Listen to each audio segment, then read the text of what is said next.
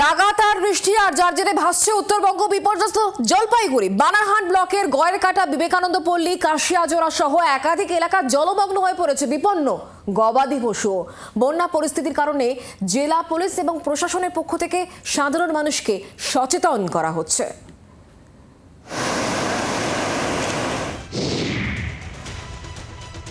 জলপাইগুড়ি ডুয়ার্সে বৃষ্টি বিপর্যয়। বানারহাট গয়েরকাটা নাগরাকাটা সংলগ্ন বনবস্তিগুলির পরিস্থিতি ভয়াবহ।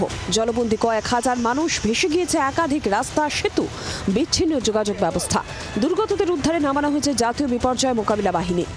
এই মুহূর্তে আমি দাঁড়িয়ে রয়েছি জলপাইগুড়ি সদর ব্লকের খড়িয়া গ্রাম পঞ্চায়েতের অধীন তিস্তা নদী এবং এই যে সুকান্তনগর এলাকা, এই এলাকায় কিন্তু দেখাই যাচ্ছে যে জলে কিন্তু পুরো বাড়িঘর ডুবে গেছে এবং বহু মানুষ উপরে উঠতে শুরু করেছে। বিভিন্ন জায়গায় এখানে যে আইসিডিএস সেন্টার রয়েছে সেই সেন্টারেও কিন্তু জল ঢুকেছে। বাড়িতে জল ঢুকে নেই, সেই বাড়িতে জল ঢুকে গেছে, এবং কি থাকা মুশকিল হয়ে গেছে। কিসের তিস্তার জল, এটা বৃষ্টির জল, তিস্তার ব্রিজ থেকে যে জলটা ছাড়ে সেই জলটাই ছাড়ছে বলে এই অবস্থা হয়েছে। কখন থেকে বাড়তে শুরু করে এই জল? সকাল থেকে ভোরবেলা থেকে জলে জল লাগে ভোরবেলা। এটা কোন এলাকা? এটা হ্যাঁ, পাড়ার নাম কি? বিশটা বাড়ি এখনো জলে চলে আছে, ওখানে লোকরা ওখানে আটকে আছে, বেরোতে পারছে না। যে জলের স্পিড ওখানে যাওয়াও মুশকিল হয়ে যাচ্ছে। জলমগ্ন জলপাইগুড়ি সদর ব্লকের পাতকাটা গ্রাম পঞ্চায়েতের অধীন ডোডালিয়া এলাকা। ভেসে গিয়েছে জলপাইগুড়ি পুরসভা ও বেশ কিছু সংলগ্ন এলাকা। বাসিন্দারা গবাদি পশু সহ আশ্রয় নিয়েছেন তিস্তা বাঁধে। জেলা জুড়ে লাল সতর্কতা জারি করা হয়েছে। তিস্তায় দোমোহনী থেকে মেখলিগঞ্জ পর্যন্ত লাল সতর্কতা জারি। লাল সতর্কতা জল ঢাকা নদীতেও। এই মুহূর্তে আমি দাঁড়িয়ে রয়েছি জলপাইগুড়ি সদর ব্লকে সুকান্তনগর কলোনি এলাকায়। এভাবেই কিন্তু গবাদি পশু তারা নিয়ে যাচ্ছে অন্যথায়, কারণ যেভাবে জল ঢুকতে শুরু করেছে তাতে কিন্তু চিন্তার ভাঁজ এই মানুষগুলোর। এই এলাকায় জল হু হু করে বাড়ছে, কারণ তিস্তা ফুলে ফেপে উঠছে।